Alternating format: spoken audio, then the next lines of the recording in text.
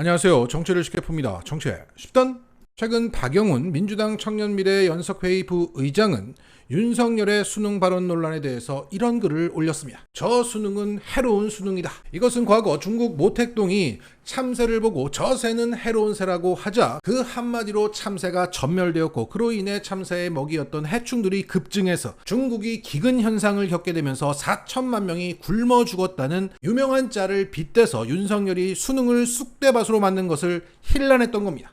이런 가운데 저건 해로운 가격이다, 이게 나왔습니다. 추경호 부총리가 라면값 인하를 언급한 지 9일 만에 농심은 신라면 50원, 새우깡 100원을 인하합니다. 이 소식은 어제 오후 2시경 전 국민에게 속보로 전달됐으며, 어떤 시민은 살다 과자값 내렸다고 속보받기는 처음이라고 개탄했고, 밥 한 끼가 10,000원이 넘은 지 오래됐는데 신라면 50원 내린 게 대수냐? 전기요금이나 내려라 라는 부정적인 반응 일색이었습니다. 여기에 이 측들은 잘한 건 잘했다고 하자라고 말하고 있지만 다른 생필품이 죄다 오르고 있는 것에 대해서 그들은 눈 감고 있습니다. 못하고 있는 건 못하고 있다고 얘기합시다. 그리고 오늘 저건 해로운 일타 강사다가 나왔습니다. 최근 메가스터디 회장은 방송에 나와서 사교육 때리는 정부를 비판했습니다. 그의 발언은 정치 성향을 떠나서 만말이었고 많은 사람들에게 공감을 얻었습니다. 그런데 오늘 국세청은 메가스터디에 대한 세무조사를 벌였습니다. 한 관계자는 이렇게 말했다고 합니다. 오늘 아침에 비정기적으로 나와서 자료를 쓸어 갔다. 본사인 목동뿐만 아니라 분원까지도 세무조사를 나왔다.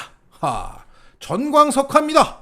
이 광경을 지켜보던 이측들은 이렇게 반응했습니다. 좌파가 검찰공화국 운운할 때는 개소리라고 생각했는데 메가스터디 세무조사하는 거 보니까 뭔 말인지 알겠네. 자, 이것은 좀 파장이 있을 듯 싶습니다. 윤석열이 건드리지 말아야 할 곳을 조졌다 싶습니다. 그리고 지금도 윤석열은 뭐뭐가 해롭다고 말하고 있습니다. 이런 가운데 김건희 주가 조작의 일부 혐의를 경찰이 불송치했다는 소식이 전해지고 있습니다. 그리고 윤석열 정부가 일본 오염수에 대해서 쓰지도 않아도 될 177억 원을 쓰기로 했다는 기사가 나왔었는데 이내 사라지고, 이 쓸데없는 짓을 설거지에 빗댄 노컷뉴스의 기사는 남아있습니다.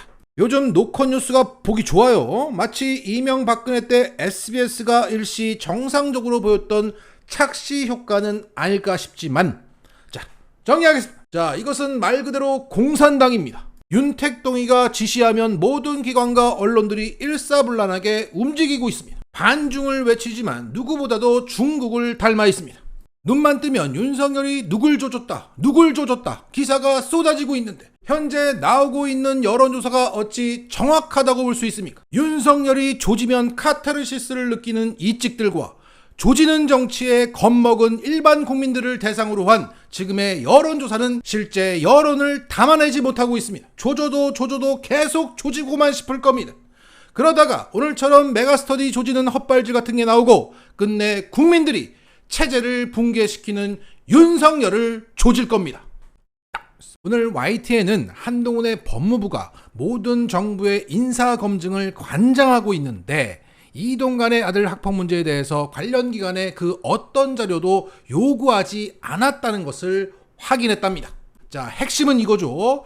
이렇게 크게 논란이 되었음에도 지금까지 이 시간까지도 그 어떤 자료를 요구하지 않았다는 겁니다. 이것은 인사검증을 아예 하지 않겠다는 태도여서 큰 파장이 예상됩니다. 자, 기사를 볼게요. 앞서 경찰청의 국가수사본부장에 임명되었던 정순신 변호사는 아들 학폭 의혹이 터진 뒤 곧바로 다음날 사퇴를 했습니다. 여기에 대해서 한동훈은 당시 국회에 출석해서 이렇게 해명했죠. 이걸 제가 알았다면 그냥 넘어가지 않았을 겁니다. 저도 학폭 피해자에 대해서 굉장히 큰 문제의식을 가지고 있고, 특히 이분의 경우에 이번 일로 인해서 기억이, 아픔이 회고돼서 대단히 안타깝게 생각합니다. 그러니까 공직자 자녀의 학폭 사실을 사전에 내가 알았다면 철저히 검증했을 매우 심각한 사안인데 내가 몰라서 못했다는 겁니다. 그런데 석 달 뒤 이동관에게도 아들 학폭 논란이 불거집니다.